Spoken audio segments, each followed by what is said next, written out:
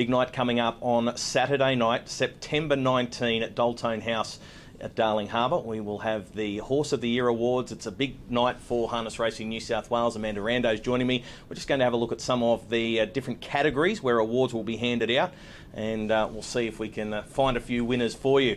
Firstly, Amanda, thanks for joining me here on Trots TV. It's a pleasure.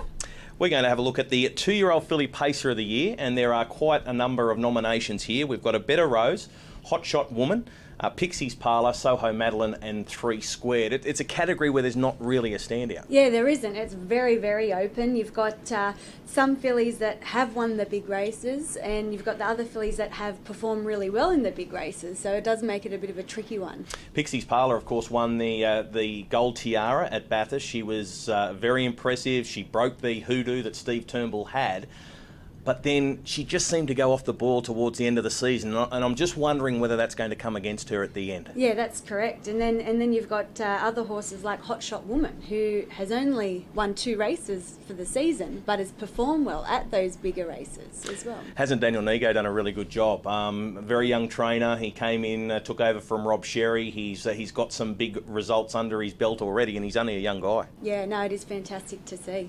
What about the 2-year-old Colts and Geldings Pacer of the Year? Now, this is a category where there are a few nominations. I think there looks to be a real standout for mine. Better Match, we've got Born to Rock and Roll, Our Waikiki Beach, Salty Robin and Shadow Runner are the nominations for the 2-year-old Colts and Geldings. Our Waikiki Beach, he's a laydown, isn't he? Yeah, you think so. Like, he's unbeaten in 12 starts. 8 of those starts were in New South Wales, so it's very hard to look past him, doesn't it? And he won the big ones too. Yeah. The Australian Pacing Gold. He picked up the Breeders' Challenge as well. I'd be very surprised if he's not crowned the 2-year-old of the year in New South Wales. Yeah, so will I. But then you got like Better Match. You know, he really started off the season with a bang. He won the Breeders' Plate, ran that sensational race in the Sapling Stakes, and unfortunately due to injury he missed out. So you come along in a year where there is no Our Waikiki Beach, and Better Match is putting his hand up for those honours. Yeah. It's unfortunate for the connections. Let's have a look at the 3-year-olds. The 3-year-old filly Pacer of the Year. Now the nominations here, and I actually put a story out about this. This is for mine the most open category of the night. Amaretto, Bamako Marley, Makes Every Sense, Read About Lexi and Smooth Showgirl. So 5 horses or 5 fillies, and I think they can all lay claim to being the best filly in New South Wales for this season. I have to agree with you again. It's extremely open. You know, Amaretto, she's she's a bit unlucky in some of the big races, but she's raced everywhere, and yeah, it is a very, very tricky one, this one, Greg. Makes Every Sense is an interesting filly. She was really good towards the end of the season. At the start of the season, when she started her 3-year-old career, she probably, Read About Lexi probably had her, yeah. But then when Read About Lexi was injured, all of a sudden Makes Every Sense took control. So it'll be interesting to see what the panel do to select 3-year-old filly of the year. Yeah, it will be very interesting. It is a shame, about Read About Lexi, and now she's retired from that injury, so we didn't get to see the best of her, but yeah, it is going to be a really interesting one, this 3-year-old filly. Well, what about 3-year-old Colts and Geldings Pacer of the Year? There are a number of nominations here. Artistic Flight, Kept Under Wraps, Kilcullen, $1 Million Wave, Mouse in the House, Spare Me Days and Sporty Spook. A lot of them were in very good form for certain periods of the season, but I don't think there's a real standout here. And a horse like Kept Under Wraps has only had 4 runs in New South Wales, so he only just qualifies to be a nomination. Which way would you go here? I don't know. I think Kept Under Wraps, he won the Breeders' Challenge. That's probably one of the biggest races for the season here. But this is slightly open again. You know, you've got Let's Cut Loose has been performing extremely well at Menangle, but hasn't had that big win. And then you have Artistic Flight, who was last season's 2-year-old of the year, and he only got away with 1 big win this season. That was the Bathurst Chalice. So yeah, another tricky one. Could go either way. Yeah, and look, I even think a horse like Spare Me Days has a chance. He placed in the Victoria Derby.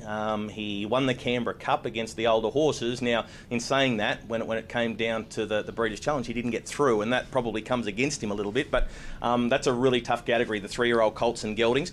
What about the age trotter of the year? There's some real depth in the New South Wales trotters at the moment. Only 3 nominations here: Flying Isa, On Thunder Road and Vincennes.